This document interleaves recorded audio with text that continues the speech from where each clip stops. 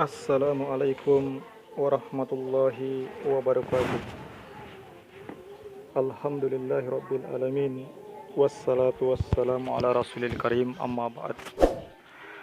Hadirin yang dimuliakan Allah Subhanahu wa taala. Sudah menjadi ketetapan Allah Subhanahu wa taala bahwa sesungguhnya kebahagiaan, kejayaan, kesuksesan seluruh daripada manusia Allah Subhanahu wa taala letakkan di dalam agama. Itu bagaimana kita mengamalkan agama secara sempurna, sebagaimana yang dicontohkan oleh Rasulullah Muhammad sallallahu alaihi wasallam. Hadirin yang dimuliakan Allah Subhanahu wa taala. Salawat serta salam tak lupa pula kita kirimkan kepada junjungan kita semua Nabi besar Muhammad sallallahu alaihi wasallam, beserta kepada keluarganya dan sahabat-sahabatnya serta pengikut-pengikutnya yang setia, termasuk kita sekalian hingga akhir zaman. Hadirin yang dimuliakan Allah Subhanahu wa taala. Dalam sebuah riwayat, pernah ketika malaikat Jibril mendatangi Rasulullah Muhammad sallallahu alaihi wasallam, malaikat Jibril bertanya, "Ya Rasulullah, yang manakah yang lebih mulia, aku daripada engkau?" Maka Rasulullah sallallahu alaihi wasallam menjawab, "Wahai Jibril, ketahuilah aku masih lebih mulia daripada engkau. Karena engkau diciptakan untuk aku. Engkau diciptakan untuk menyampaikan wahyu kepadaku, menyampaikan Al-Quran kepadaku." Maka malaikat Jibril kembali bertanya lagi, "Ya Rasulullah, yang manakah yang lebih mulia engkau daripada surganya Allah Subhanahu wa ta'ala?" Maka Rasulullah sallallahu alaihi wasallam kembali menjawab, "Ya Jibril, wahai Jibril, ketahuilah aku masih lebih mulia daripada surganya Allah Subhanahu wa ta'ala. Karena surga itu diciptakan untuk aku." Maka kemudian malaikat Jibril bertanya lagi, "Ya Rasulullah, yang manakah yang lebih mulia engkau daripada arasnya Allah Subhanahu wa ta'ala?"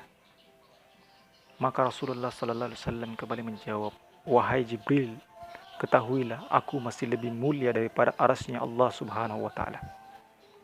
Ketika aku mi'raj untuk menerima daripada perintah salat, ketika aku ingin menginjakkan kaki di arasnya Allah Subhanahu wa ta'ala, aku ingin membuka sendal terompahku, akan tetapi kata Allah, jangan, masuklah, injakkanlah kakimu bersama dengan sendalmu, jangan membuka daripada sendalmu. Jadi aku masih lebih mulia daripada arasnya Allah Subhanahu wa ta'ala." Maka yang terakhir, malaikat Jibril kembali bertanya, "Ya Rasulullah, yang manakah yang lebih mulia, engkau daripada agamanya Allah Subhanahu wa ta'ala?" Maka Rasulullah sallallahu alaihi wasallam terdiam lama, menundukkan kepalanya, lama baru menjawab. Kemudian Rasulullah sallallahu alaihi wasallam menundukkan kepalanya, meneteskan air mata. Kemudian mengatakan dengan nada bergetar, "Wahai Jibril, ketahuilah sesungguhnya agama Allah Subhanahu wa ta'ala jauh lebih mulia daripada aku. Aku memang kekasihnya Allah Subhanahu wa ta'ala. Namaku disandingkan dengan nama Allah Subhanahu wa ta'ala. Akulah orang yang paling dicintai oleh Allah Subhanahu wa ta'ala. Akan tetapi asbab daripada agama ini, aku dilemparkan ke dunia.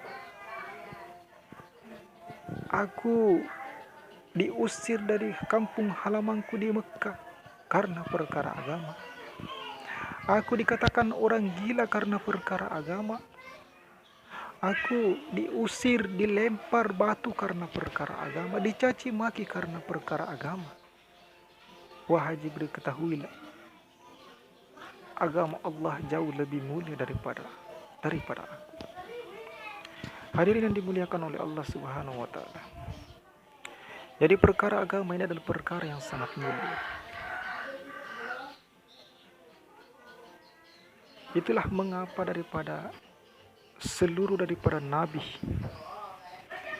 dimuliakan oleh Allah Subhanahu wa taala karena membawa daripada agama ini. Jangankan para nabi, hewan pun jikalau ada hubungannya dengan agama, maka akan dimuliakan oleh Allah Subhanahu wa taala. Sebagaimana anjingnya Ashabul Kahfi. Di akhirat nanti, di surga nanti, satu-satunya anjing yang masuk ke dalam surga adalah anjingnya Ashabul Kahfi.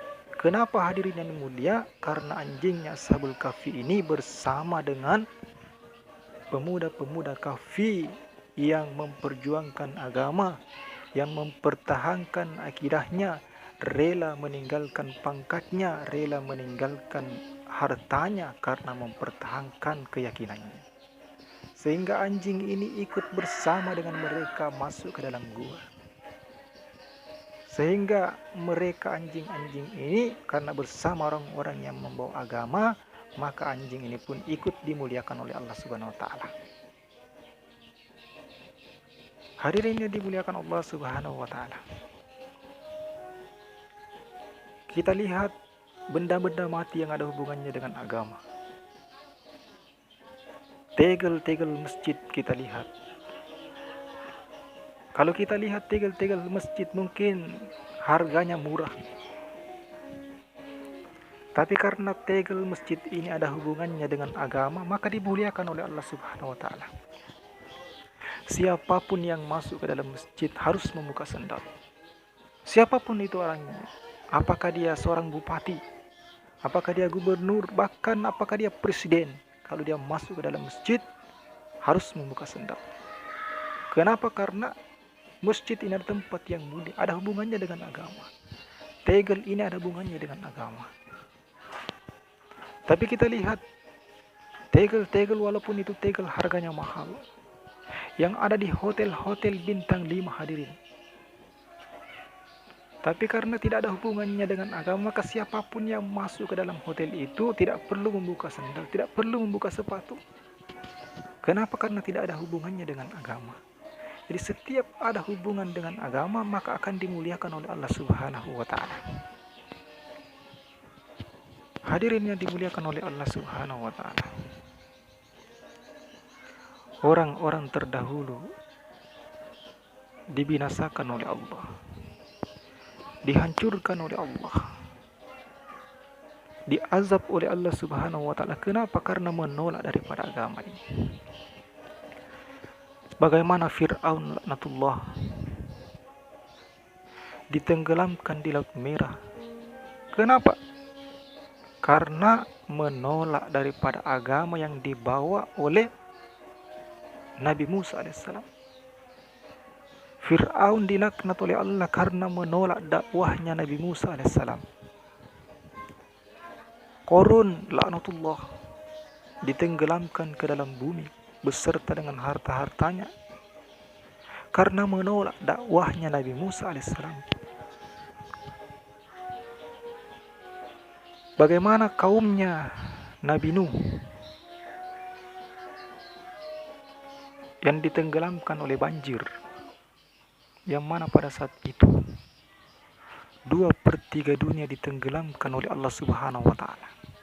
Kenapa hadirin mereka ditenggelamkan? Karena mereka menolak dakwahnya Nabi Nuh alaihissalam.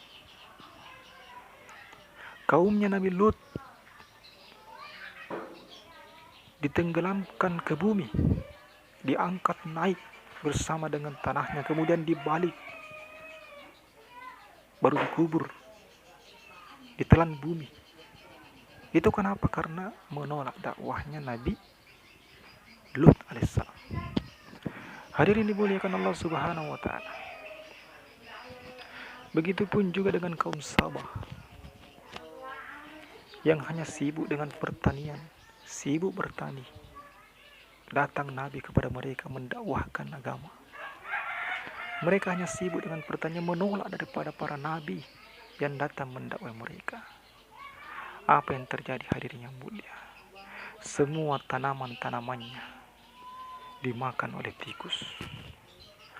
Maka kaum Saba pada waktu itu berusaha bagaimana tikus-tikus ini tidak memakan daripada tanamannya. Mereka mengumpulkan daripada kucing sebanyak-banyaknya, supaya kucing ini bisa memakan daripada tikus ini. Akan tetapi kuasanya Allah Subhanahu wa Ta'ala. Allah Subhanahu wa Ta'ala yang Maha Kuasa. Maka semua daripada kucing-kucing ini pun ketakutan. Kenapa hadirin? Karena tikus-tikus yang dikirim oleh Allah Subhanahu wa Ta'ala lebih besar daripada kucingnya. La haula wala quwata illa billah. Hadirin yang dimuliakan Allah Subhanahu wa Ta'ala. Bagaimana kaum Madian yang sibuk dengan berkebun, datang Nabi kepada mereka untuk mendakwahkan agama. Mereka tolak. Apa yang terjadi? Kaum Madian pun diazab oleh Allah. Ketika mereka tidur di tengah malam, kebun-kebun yang mereka yang sudah siap ingin dipanen, Allah Subhanahu wa Ta'ala bakar semua sampai ke akar-akar. Hadirin yang dimuliakan Allah Subhanahu wa Ta'ala, ini semua kejadian-kejadian ini Allah ceritakan di dalam Al-Quran. Untuk apa Allah ceritakan dalam Al-Quran? Supaya menjadi pelajaran bagi kita. Jangan sampai kejadian-kejadian seperti ini terulang. Hadirin yang dimuliakan Allah Ta'ala, hari ini para nabi telah tiada. Sudah tidak ada lagi nabi. Tapi alhamdulillah agama ini Allah Subhanahu wa Ta'ala belum kembalikan ke tempat asalnya. Jadi kita sebagai umat akhir zaman, umatnya Rasulullah Muhammad SAW, diberikan tanggung jawab untuk mengemban daripada agama ini. Diberikan tanggung jawab untuk mendakwahkan daripada agama ini. Jadi kalau ada orang alim ulama, ada kiai,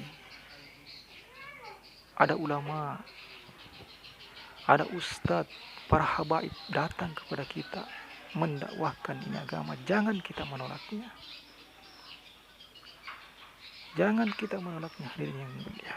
Karena kalau kita menolak daripada dakwah-dakwah yang dibawakan kepada kita, dakwah-dakwah mereka, itu artinya kita menolak untuk dimuliakan oleh Allah Subhanahu wa Ta'ala. Jangan sampai di dalam hati kita ini ada ketidaksukaan dalam usaha dakwah ini.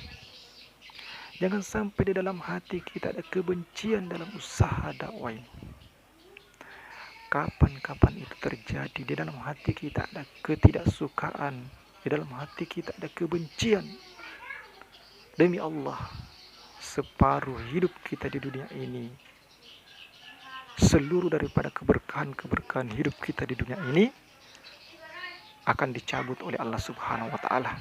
Dan na'udzubillah, di akhirat Allah Subhanahu wa Ta'ala ancam kita, akan lemparkan kita ke dalam neraka Jahannam. Allah Subhanahu wa Ta'ala akan mengasap kita di dalam neraka Jahannam. Sebagaimana Allah Subhanahu wa Ta'ala berfirman di dalam surah Al-Mulk ayat 6 sampai dengan ayat 11. Iza ulku fiha sami'u laha syahiqun wa hiya tafur takadu tamayyasu minal ghaisi kullama ulqiya fiha faujun salahum hasalatuha alam ya'tikun nasir. Qalu bala qad ja'ana nasirun fakazzabna wa qulna ma nazzalallahu min syai' in antum illa fi dalalin kabir. Wa qalu law kunna nasma'u aw na'qilu ma kunna fi ashabis sa'ir fa'tarafu bisambihim fasuhqa li ashabis sa'ir.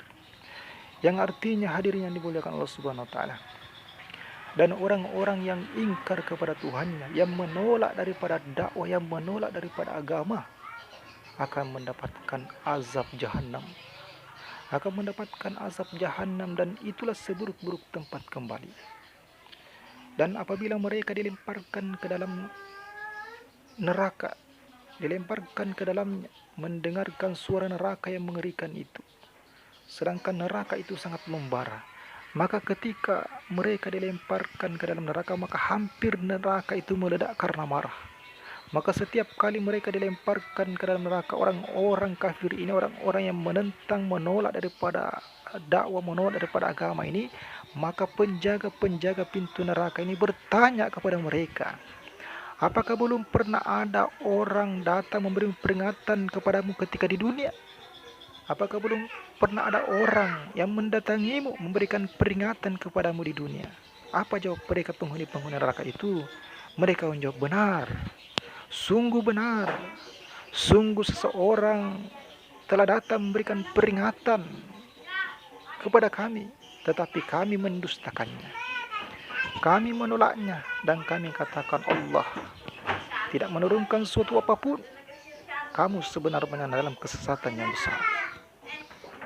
Dan barulah mereka menyesal sekiranya dahulu kami mendengarkan atau memikirkan peringatan itu, tentulah kami tidak termasuk penghuni neraka yang menyala-nyala. Jadi mereka baru menyesal.